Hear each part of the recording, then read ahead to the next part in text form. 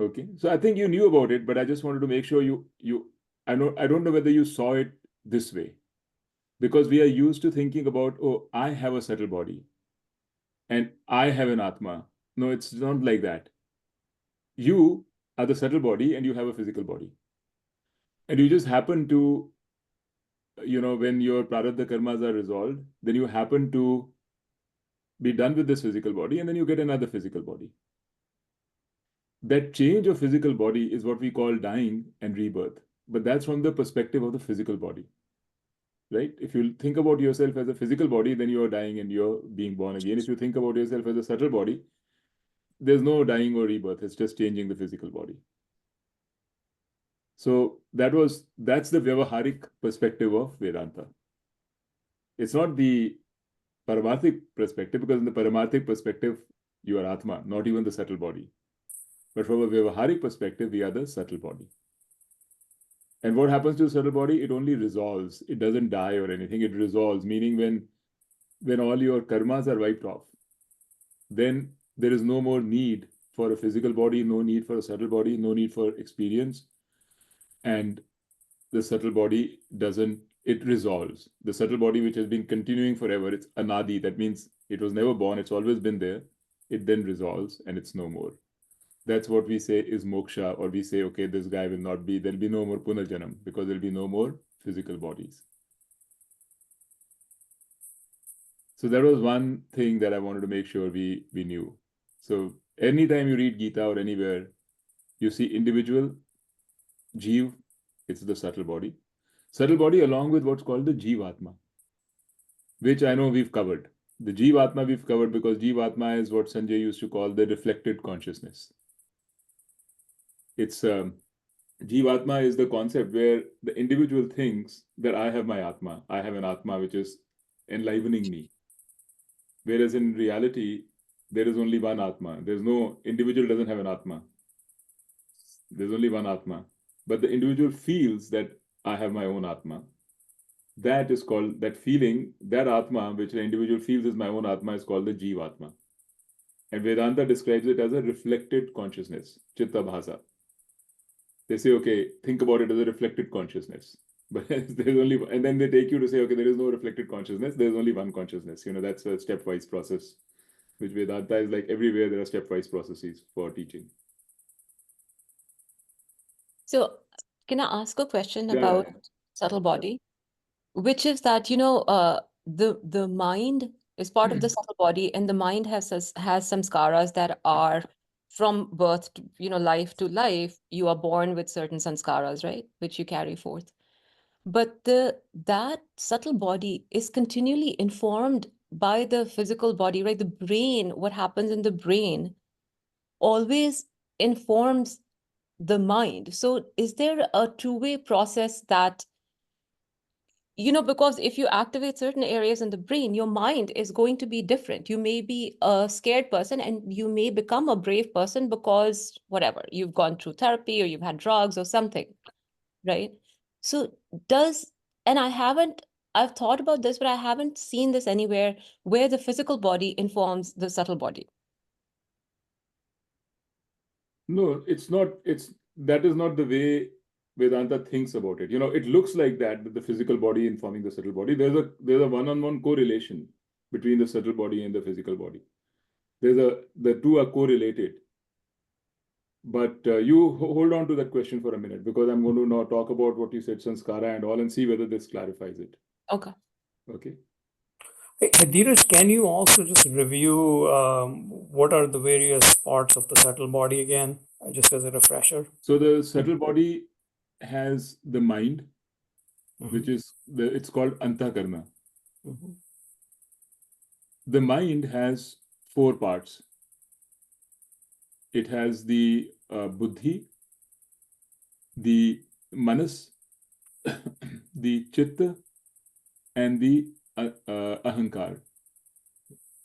So these are not like four components of the mind or four parts of the mind. These are the four nodes of the mind. The mind can operate as either one of these, right? It are four aspects. These are four aspects of the mind.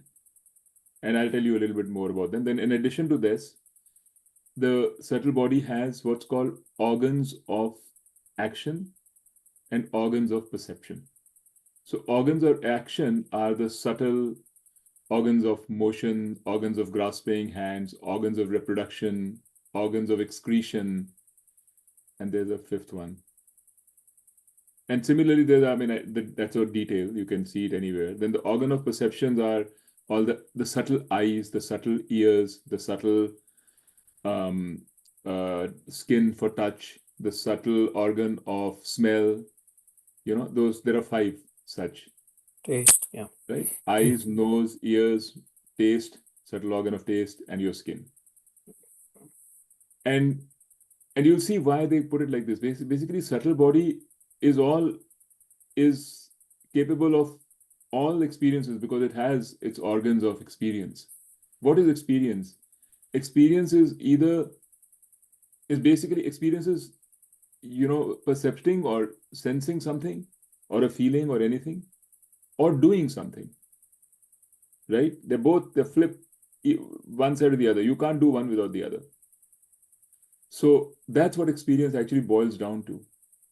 So in fact, actually, the even more fundamental concept of this, and I'm going to go there for a second, is this subtle body and everything. Why is it there?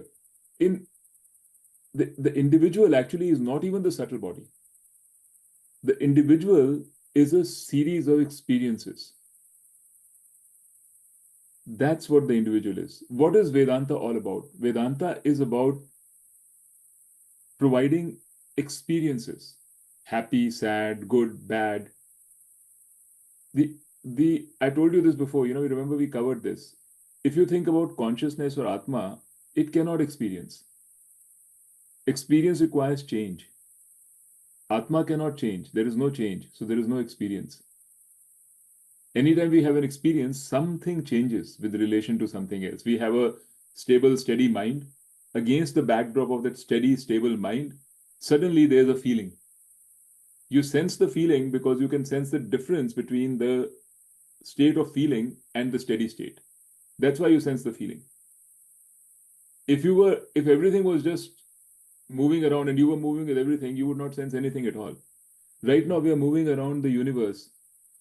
God knows at what heavy speeds. We don't sense any speed because we are moving with it around the earth, around the sun, and the sun is moving around the galaxy, and the galaxy is moving God knows where, right?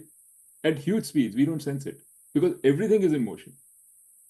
But if you are stable and something else moves relative to you, that's when you sense it.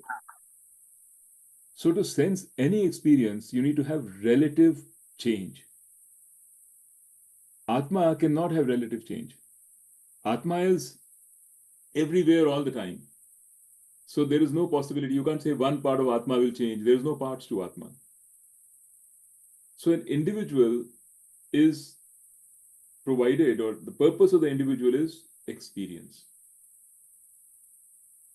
Now, the way that this experience has been done is by providing a subtle body which experiences, supposedly, and providing a world which you can experience.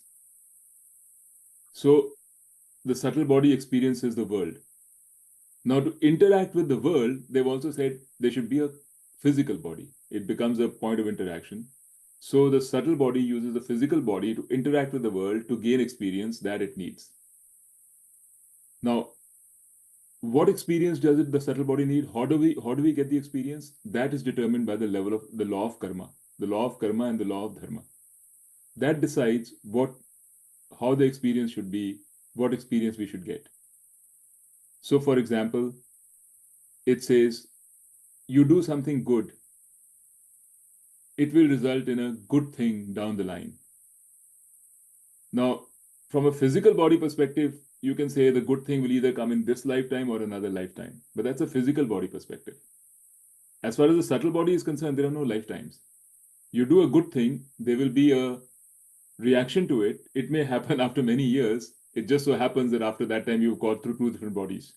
And that, as the subtle body is concerned, there's no such thing.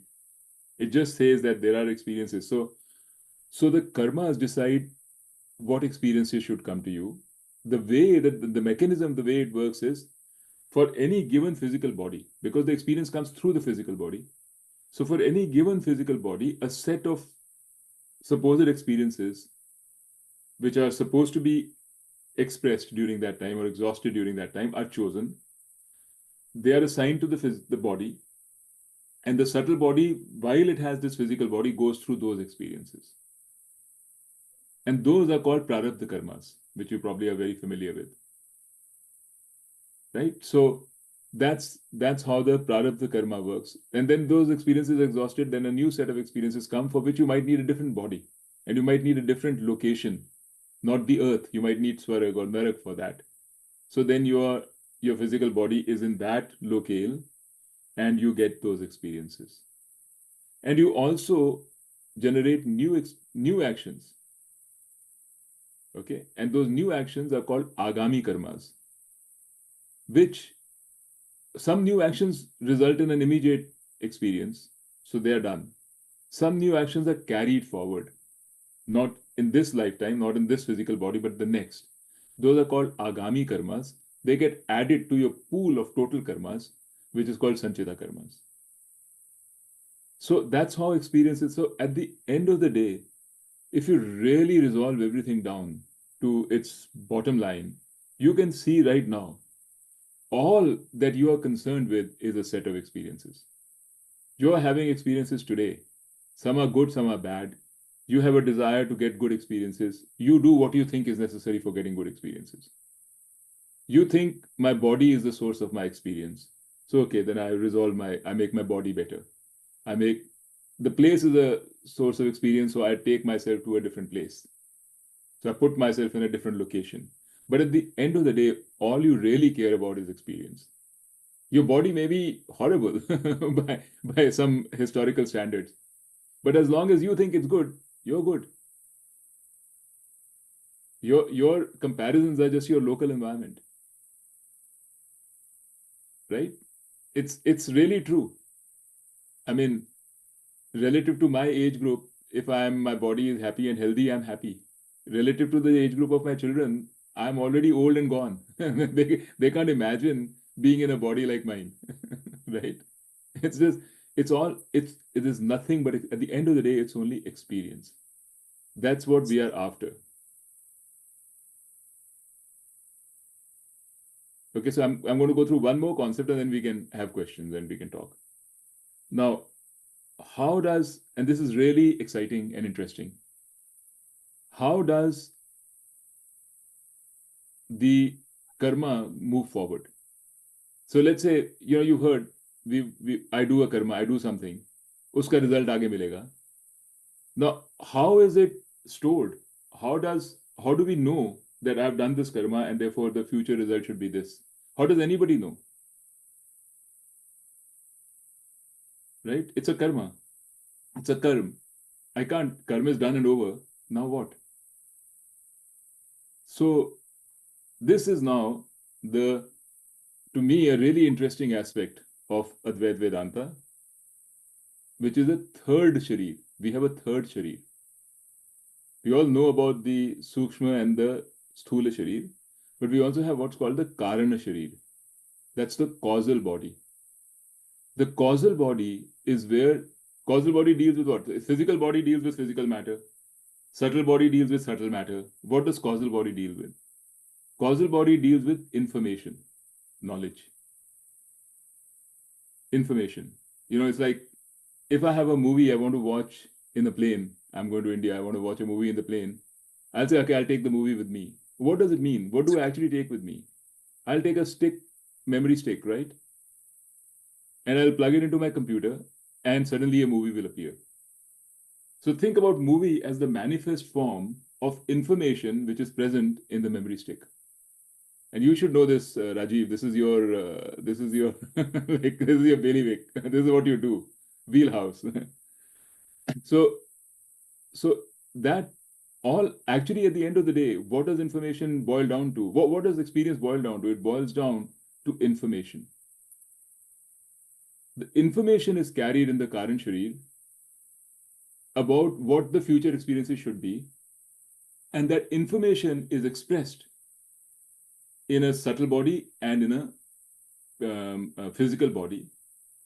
And then as the interactions happen, that information changes and the information is updated. The total stock of information is called Sanchita Karmas. The information which is used for this lifetime is called Prarabdha Karmas. The information you add to the total stock is called Agami Karmas. And when a karma is in the form of an information, it's called samskar. That's what samskar is. So इससे हमारे संस्कार अच्छे हैं. That means what? जो हमारे potential form में जो karmas हैं, which are carried in our current शरीर, causal body, वो अच्छे हैं. That's what it means. और क्या है संस्कार? Well, that's it. So if I do good things, then I have to carry good. That information will be the information of a good result is carried in my subtle body, in my karana shari, causal body. In fact, that information itself is called the causal body. And that is what constitutes my sanskar. Because my behavior is totally dependent on, that's my software. Everything else is hardware. Sukshma sharir is hardware, physical sharir is hardware. That's the software. Software drives everything. It's a completely digital concept. Advaita Vedanta is fully digital. And the information of the entire universe, because even the universe is manifesting.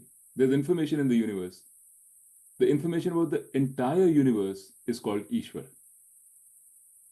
Okay? The causal body of the universe is called Ishwar. That is Ishwar. So why we say Ishwar is Sarvavit? Ishwar is all knowledge. Literally, it's all knowledge. It's all information. That's Ishwar. A human being is Alpavit. It's like just knowledge about just me, the little information within the whole information, the little information which is about me and what I have to do in this janam and the next janam and this individual. That's the individual. That's me. So we are agents in a software environment. You can think about it like that. Literally, we not like it, but that's kind of where we are.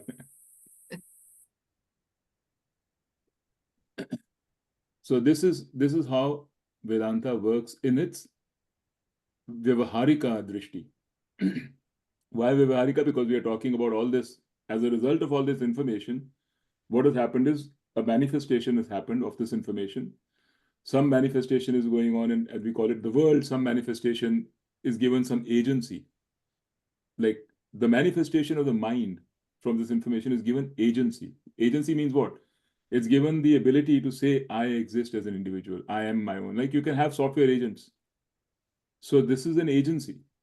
I have been given as an individual, I've been given agency to think like, and how do I get that agency? Because the mind has the ability to create or provide agency. So when agency is given, then you automatically start thinking that you are separate as an individual from the others. That's what agency means. I have control over some action. That's what agency means. I have control as an individual, right? So I can have control over my actions as an individual. And therefore I say, okay, I have control, so I can do things. If I do things which are dharmic, then I will get punya. Punya is nothing but agami karma. That is punya. Agami karma, which is good, which will produce a good result, is called punya. And agami karma, which will produce a bad result, is called pap. So what is punya? Punya is a concept which is, it can't be a karma as such, right? So it's karma in a samskar form. That means karma in a unmanifest form, in a potential form. That is punya. So addition of a samskar to your sanchita body. I mean, by the way, there's sanchita karma as a whole. We call sanchita karma, but there is nothing called sanchita karma, because karma is only that which is manifested as action. Sanchita is not yet manifested as action. So it has to be sanchita samskar, right? But we just call it sanchita karma because it's just information, right? So the karmas that you do, good things that you do, provide additional information to your pool of information called sanchita. So that is called punya. And bad things are called pap, because eventually down the line, they are going to result in some bad experience. So, I mean, I was pretty sure that you know these things, but you haven't probably thought about them the way that I've explained it. So I thought it'll be interesting to at least share this. Yeah, it's very good. Okay. Is there any proof of the causal body? There's Like no proof of the physical subtle body body, we whatsoever. can There's no experience. Even subtle body, to some extent, You looks can sense. convincing. We can sense, yeah. But what about the Mhm. causal body? There's no No. proof. There's no proof of causal body. There's no proof of rebirth. There's no proof. So subtle body, you can say you can sense it, but to say that subtle body is the individual and you're going to continue, there's no proof of it. So all of these, the Vyavaharika part of Vedanta, the proof is it's written in the Vedas. That's the proof. It's a Ved Praman. So There's no other proof. But for the Paramarthika part, it's not proof. It's you know it through you can sense it. There's a direct experience of the Paramarthika part. It's a different kind of experience, though. It's not the experience that we are seeking. It's not the experience that you suddenly experienced Brahman. It's not like that. but then so there is a two-way, so there is information in the causal sharir, there is information that manifests, right, as a result of our, but then is there a two-way information loop which also flows from Yeah, so that's the agami karma. So what you do flows back as information into the sanchita karma. So what you do today, every experience, everything that you do today will become either you'll get a result of it right now, or if you don't get a result of it right away, even if you do get a result of it, that becomes information which updates your sanchita karmas. Yeah, but yes, that I understand, but I mean more specifically, it is not just that it is that the physical body does inform that's the same thing as saying the physical body informs the subtle body and the causal body. Okay.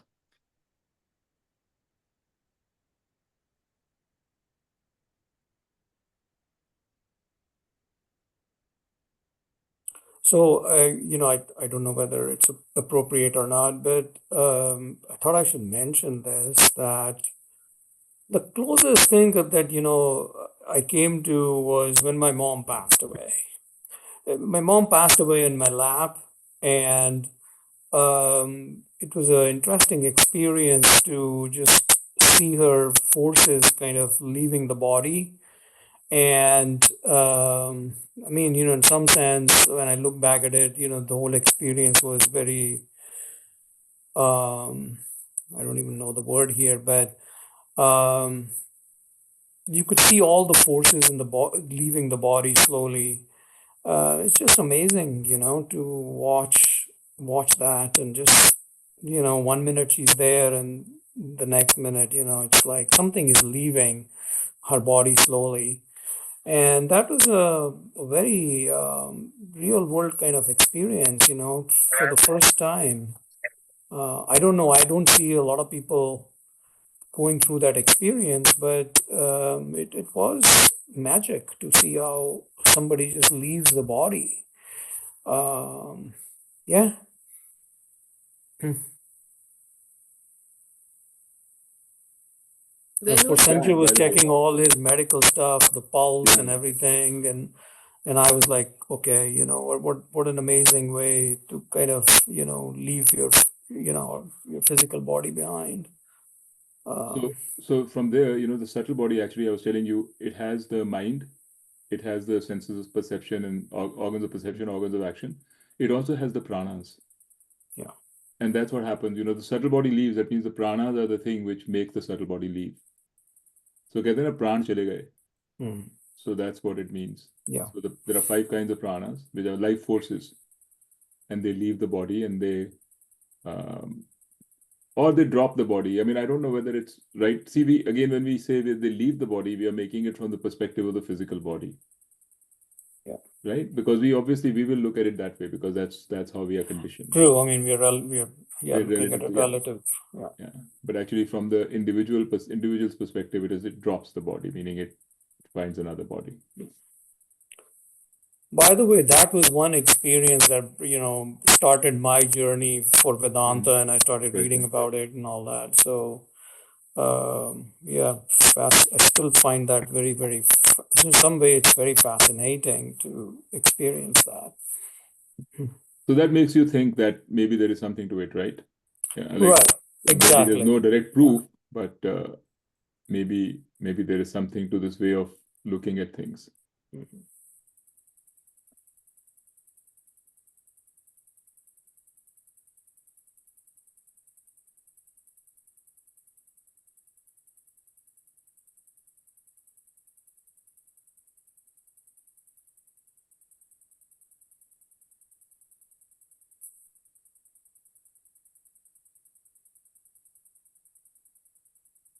So that's the Vyavaharika, part of the Vyavaharika perspective. And then the man, when we say experiences, right?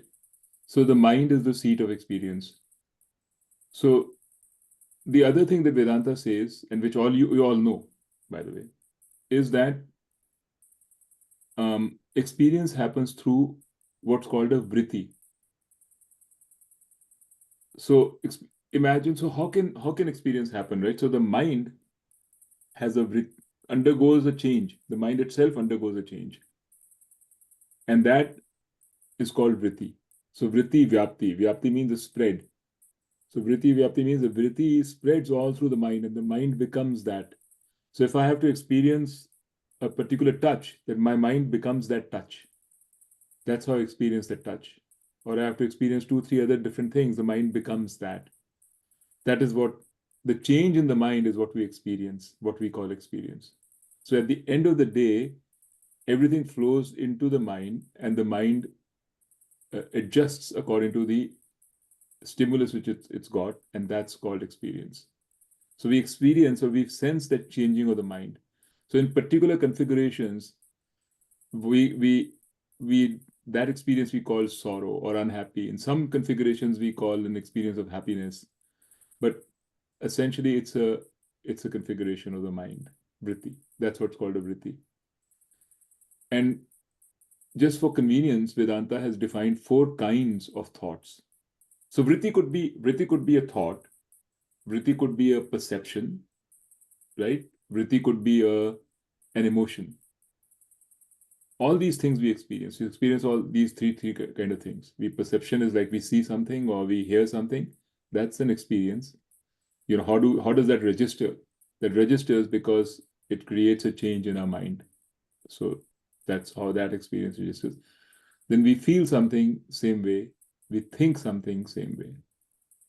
And the modes of the mind when these are happening are called buddhi, etc. When the experience is happening with a sense of certainty, when we perceive things, we are not doubting, oh, am I perceiving it? Typically we perceive it and there is no doubt in our mind. So what is working, the way the mind is working is buddhi. That's called buddhi or knowledge. So we say perception gives us knowledge. So that knowledge is the state of the mind when that knowledge is happening is buddhi. Because we don't have a doubt. We go about our life, most of the time we are experiencing things, we don't have a doubt. Right? Doubts happen when certain things happen where, at certain times when a thought comes in. And that thought sort of is not, the decision or the thing is not clear. Then we have doubts in our mind. And that stage is called manas. It's called mind. So you can see for yourself that, sometimes in our experience or in our life, we feel that there is a mind, that my mind exists. Other times, we are not even aware that there's a mind. We are just going about our life without thinking. We are doing our stuff. We are watching. We are seeing. We are doing things. There's no mind. We don't experience the mind. But whenever we have to resolve something, when something is unresolved, we need to make a decision between some things, there's a doubt, then those particular kinds of thoughts happen, which uh, which focus us, which is what creates what we call a mind, the manas.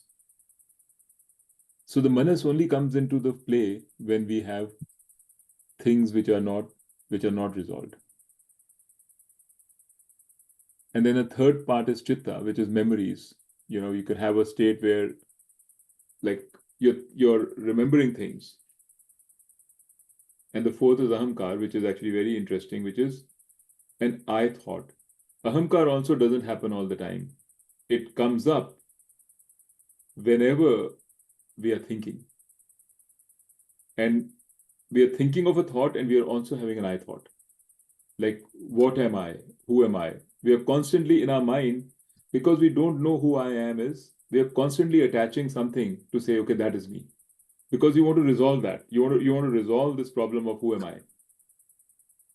And you'll see how from your childhood, your idea of an I thought has changed. When you were young, you may be thinking you are you're this body. As you get older, that I thought may expand to include other things. You link your identity up with your thoughts, with your children, with your wealth, with your, with your legacy, all kinds of things. So all of them start, but at any time there would be something that you link the I thought to, the I to, and that becomes your I thought. So my I thought right now is I'm a teacher of Vedanta. So that's my I thought. I'm simplifying it grossly. But the mind goes through these 4 stages of certainty, when it's called buddhi, not brain, buddhi. Okay, brain is a physical thing. Then of doubt and uncertainty, then it's called a mind, a manas. Of a state of smarana, remembering old things, recalling the past, it's called chitta. And a state where you are resolving what you are. You are thinking about yourself, your ego. You're trying to answer the question, who am I? So a thought which says, I am this, or I am linked to this, or I am not this. Those are specifically called out in Vedanta, and they're called ahamkar. Okay? So it's the same mind, but it goes through these 4 stages.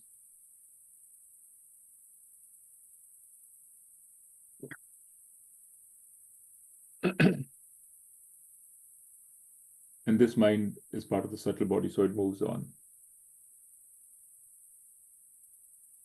But your memories don't go with you, right? I mean, that's why you don't remember past births and things like that. Yes. So memories don't go with you. So the subtle body, that's like I said, right? To experience the subtle body needs the physical body.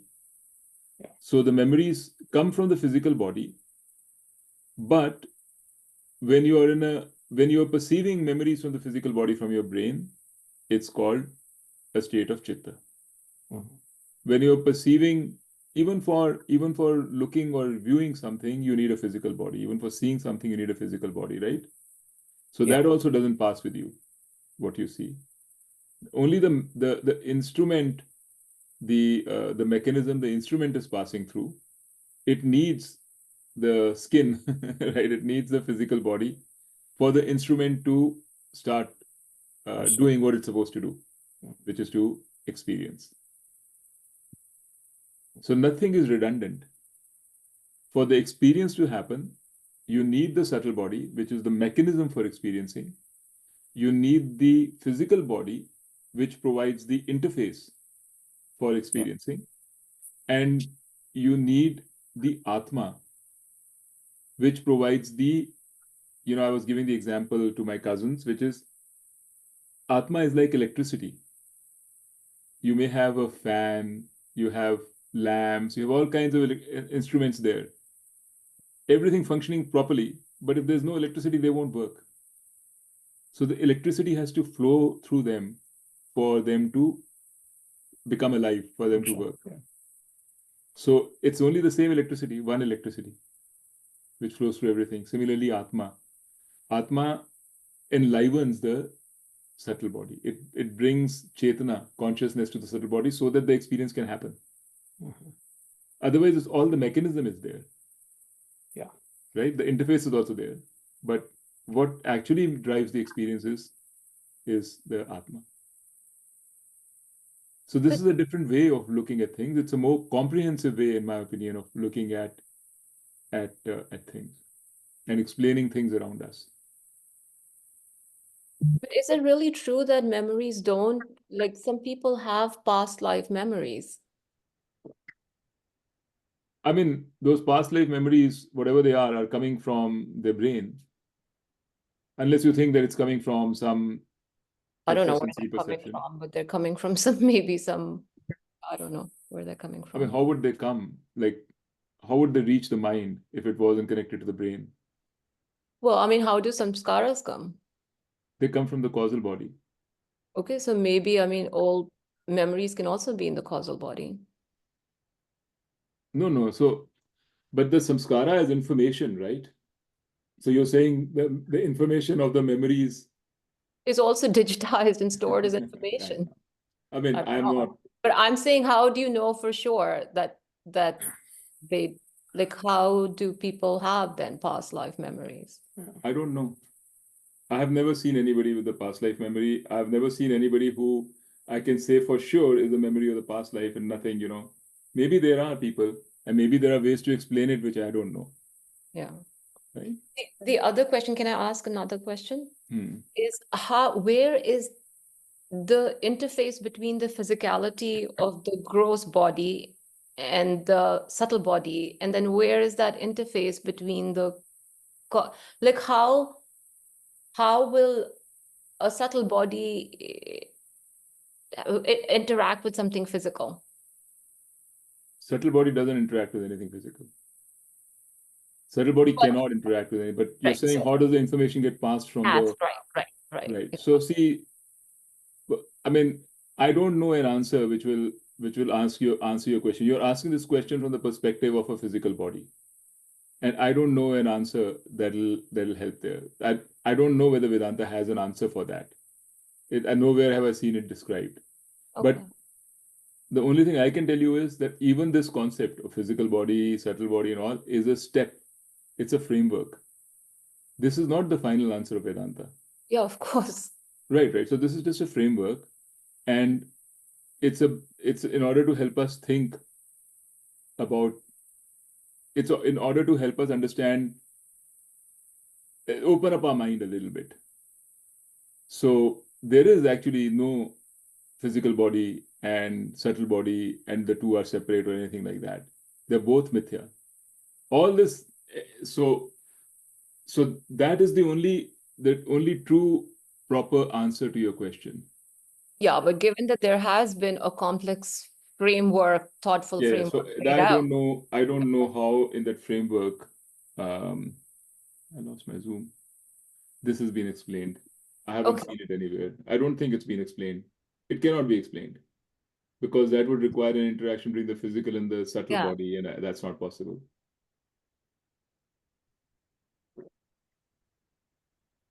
This is just a framework, is all I can say.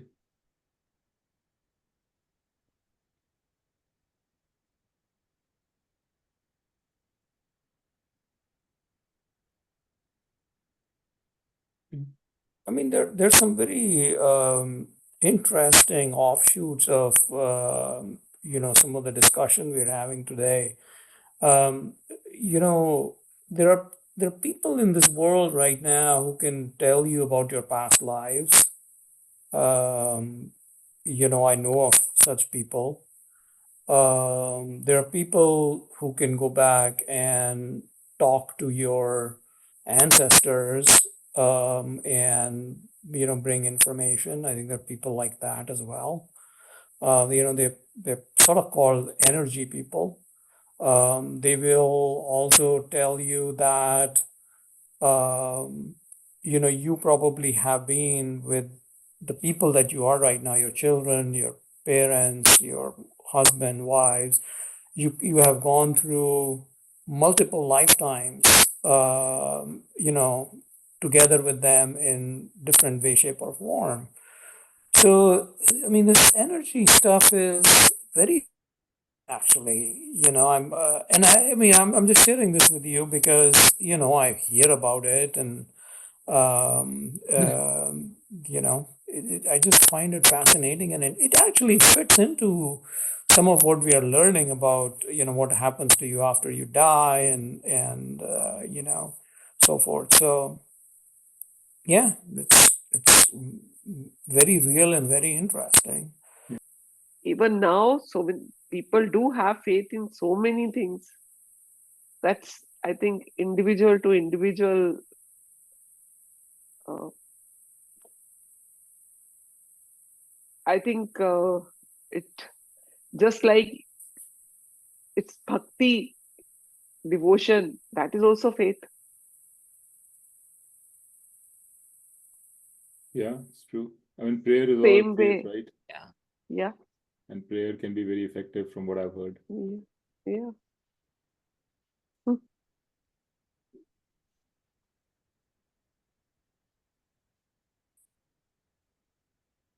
I just, from my own perspective, I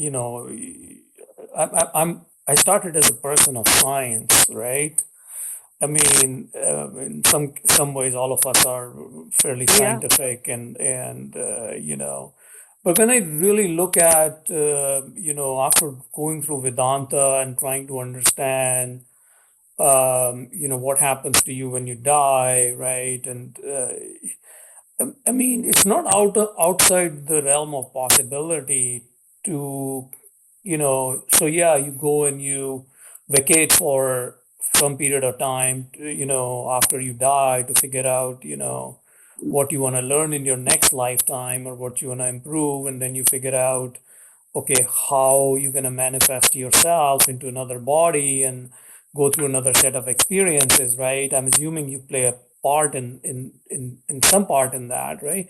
I mean, if you go there, then you say, okay, so if somebody wants to communicate with me and there is a pathway to communicate, maybe we just don't know today, what those pathways are. Maybe some people have that ability or that born ability, right? I mean, this is just me, and my thought process, but I think it has We are not thought. changed. It has changed from being a very scientific thing. I mean, show me what. But if you want prove. to look at it from a Vedantic perspective, Advait Vedantic Yeah. perspective, then I would suggest that the way forward here is to catch on to this idea of Brahman and Vritti. Yeah. So nobody knows, Brahman and Maya. At the end of the day, it's all Brahman and Maya. Maya is what? Maya is information, knowledge, right? So knowledge is not a thing. We all know knowledge is not a thing. It's not a substance. It's indefinable. We don't know exactly what information is. Knowledge is information, right? Yeah. So we don't know exactly what information is. It's an arrangement. It's something completely intangible. So you can't call it a thing. So that's why we don't call Maya one more thing other than Brahman. But Brahman is the engine, the consciousness. So it's consciousness plus information. Everything that we are talking about ultimately boils down to consciousness plus information. If we can understand that, that's the Advaita Vedantic true perspective. So what is the subtle body? Also information. What's the physical body? Also information. What are thoughts? These thoughts that we are having, is there a future, past life? Can we see all this? It's all information. So when you look at it from the perspective of the agent, that is you, and you assume that you exist, and you assume that you as an individual are real, and that other person is real, and everything, that's all that exists, then all these questions come up. I mean, these questions are impossible to resolve. Like, I can ask you a question: when did time start? Can you ever resolve this question, when time started? Like, what was before? Let's say time started with the Big Bang. What was before the Big Bang when the time started? You can't answer the question because there was no time. So what was there? or when will time end, or how big is space? Like, how do these things happen? So we have a set of mysteries. Maybe 1,000 years ago, there were even a bigger set of mysteries. Everything was a mystery. Now some of them have been answered. So we have, and maybe new mysteries have come up. But what I'm trying to tell you is, the Advaita Vedantic perspective on this is, if you can have the ability to step out of, to have the perspective not of you as an agent, but you as Brahman, which is beginning to see the everything around you as information, as Maya. At least understand that part. It's not possible to completely give it up. That's the, if you want to go that way, that's the next step for Advaita Vedanta. The way I there are parts of the thought process, my thought process, that belong to, okay, we know that everybody is Brahman, right? So there is that. Everybody is, if you're saying everybody, then everybody is information, everybody is Maya. If you're saying Brahman exists, so again, when the reason I'm saying it is, I'm putting that because everybody is Brahman means there is an everybody. There is a body, and you're saying, okay, that is Brahman. Well, so Then you have to everybody, say, I don't know how to is phrase Prabhu it. Maybe Brahman, is Ishwar. yeah, but what I'm saying is, if everybody's reality, let's just say reality, Yes, is everybody's Brahman, reality is Brahman. is Brahman, right? Yes. That means we have a common substance Yes. across everybody, so we are connected. Everybody and everything. Everything, yeah. So now you see, if you look at that ground, Okay, no, and hold you on. look, Now you're saying we have a common substance about everybody and everything, so now we are connected. Again, you moved away from Brahman. You moved into, your language has moved into back to yourself. See, you are centered about thinking about yourself as an individual and others as an individual.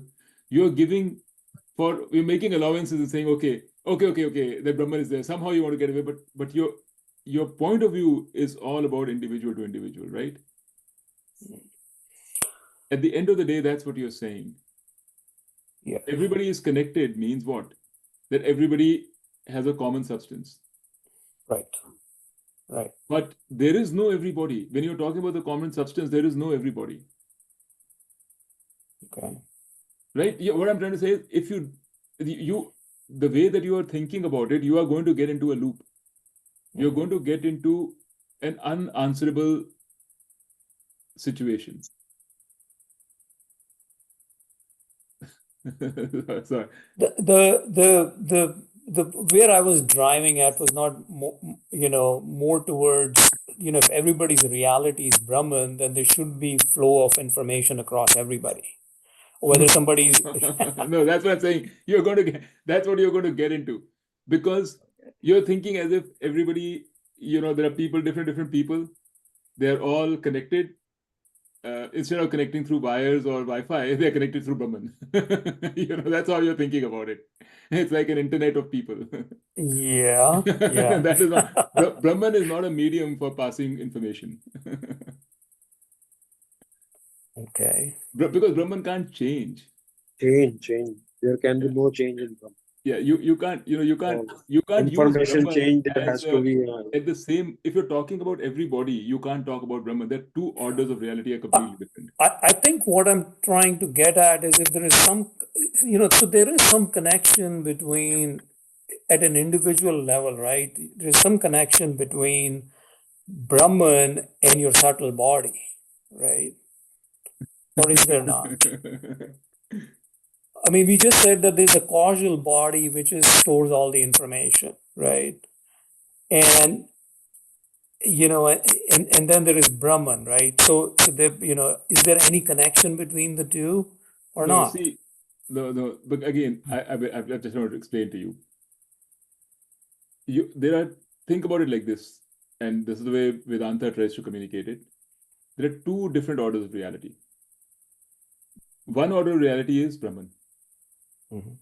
One order of reality is everything else. Mhm. Mithya and Satyam. Mhm. When you're talking about subtle body, causal body, physical body, connections, you're talking Mithya.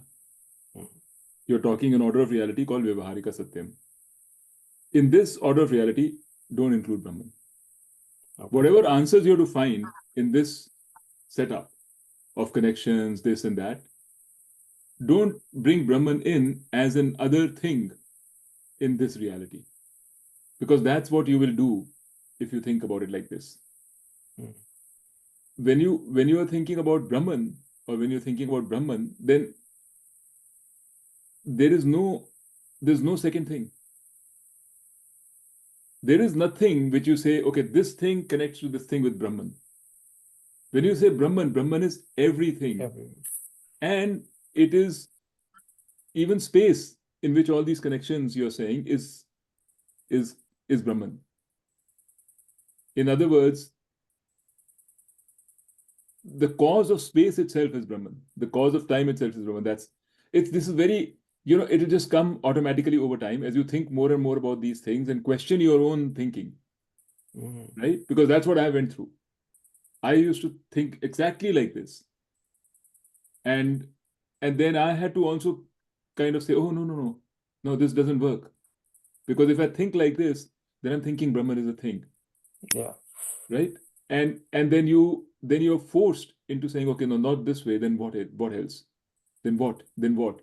And then you read more, and then you begin to understand actually what the philosophy is saying.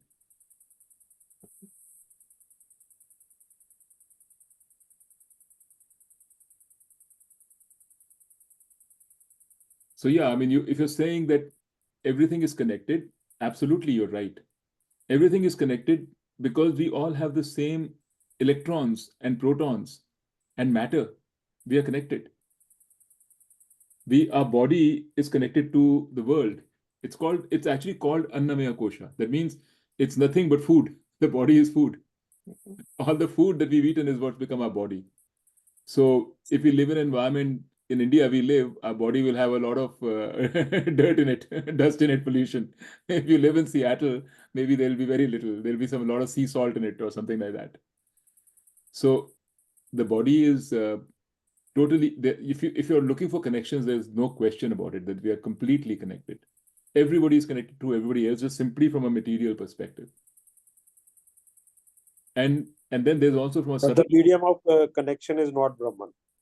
Yes, that connect. You can't think about that connection as Brahman because Brahman is the reality of everything, right? So that connection you can come at even without Brahman. You can come at it at the level of physical body. You can come at it at the level of subtle body also, because the subtle body is also materials. Now we don't see them, but they're called tan matras. It's the subtle earth. So they are just like matter. It's called subtle matter. So Vedanta says that our thoughts are material. In other words, the thoughts are made of some substance, and that substance is called subtle body. And there's a subtle universe. That's where the subtle matter comes from. So the subtle universe we are connected, just like the physical body is connected to physical universe, the subtle body is connected to subtle universe. And the material for our thoughts is flowing across all of us. The stuff that my thoughts are made of is exactly the same material that your thoughts are made of. The thought may be different because the nama rupa on it may be different, meaning like the particular thought may be different. But whatever your thought is made of, mine is made of the same thing. And that's come from this universe, from this world, from the subtle world. So there's a connection there. So if you want to look for a connection there, absolutely. I mean, if I'm thinking something and it's made of the same things and Sanjay's thoughts are connected, my thought may influence Sanjay's thought. Yeah, it's possible. Because at the end of the day, they are made from the same thing. It's possible. I mean, I don't know. Veds don't talk about it from what I can understand. At least Vedanta doesn't talk about it. But yeah. So it's possible. That's how you're connected. But the reality of all the subtle matter and of all the physical matter and all the Karan Sharir also is. So Karan Sharir is also connected. So my Karan Sharir is information. It's your Karan Sharir is information. All this information is one software program. At the end of the day, there is one software program. That is Ishwar. In that one software program, you have programmed multiple agents. You, me, everybody else. So for the level of a software, we are all connected. That is Ishwar. There's just one program. I think I'm a separate agent, separate from everybody else, but I'm a product of a software. I'm a product. That agency is product of a software, which software is called Ishwar. So there's a connection from the current body also. So if you're looking for connections, yes, Vedanta definitely says. In fact, Mandukya Upanishad is all about this. Mandukya Upanishad says it defines the subtle me as Tejas and the physical me as Vashanara, and then the causal me as, I forget the name now. Pragya. Pragya, exactly, Pragya. That's the causal me at the information level. And then it says Pragya has a connection with Ishwar, which is the causal universe. The subtle me Tejas has a connection with Hiranyagarbha, which is the subtle universe, and the physical me has a connection with Virat, which is the physical universe. We are part. So it takes each one and tells you how you are part of that particular layer of the universe. Right? So that's Mandukya. So yeah, so the opportunity for all these things is very much there. For all these extrasensory things, can be, if you want to find a way to explain it, you can. But I was only trying to say that all these things that we are talking about, at the end of the day, they are all frameworks. They're all frameworks to help us orient our thoughts so that we can get to the ultimate thing that Vedanta is saying, which is all that exists is Brahman with knowledge, with information. And it can't, it's very, how does that information, what's the mechanism which transforms the information into this feeling and perception? We don't know. How does Maya work? We don't know. I mean, I guess maybe one day we'll find out. I don't know.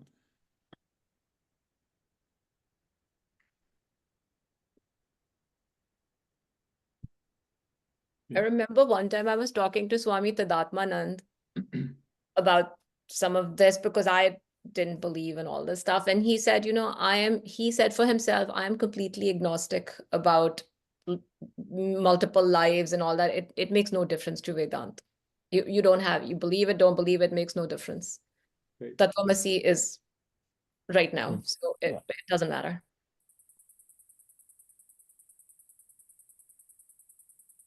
Well, it's a framework. It helps to take your mind from where you are, because I'm talking to, for example, I was telling you the other, I can now see you and we have been talking for a long time.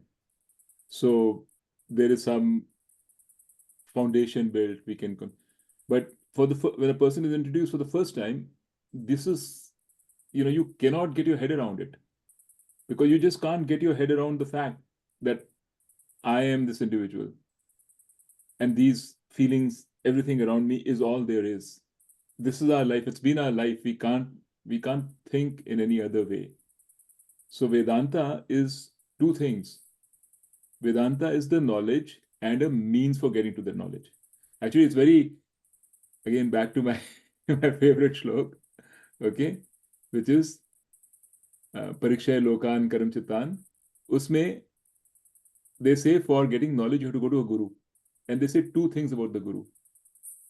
One is Brahmanishtam. The guru should be Brahmanishtam, and the second is Shrotriyam.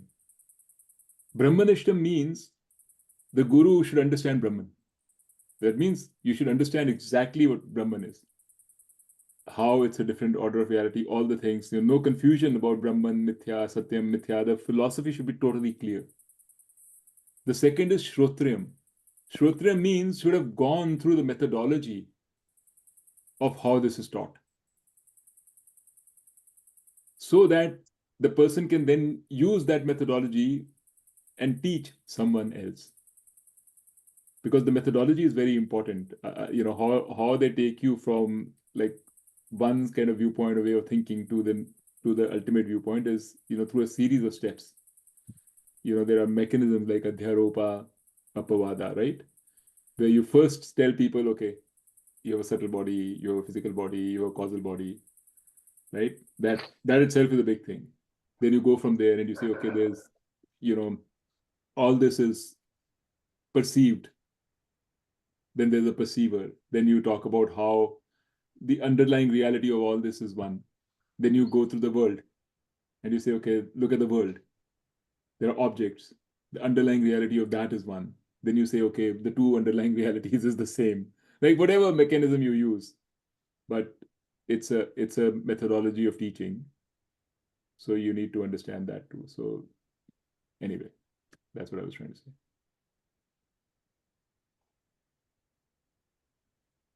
Okay. Chalo yaar. Time to go to bed for the Indian guys.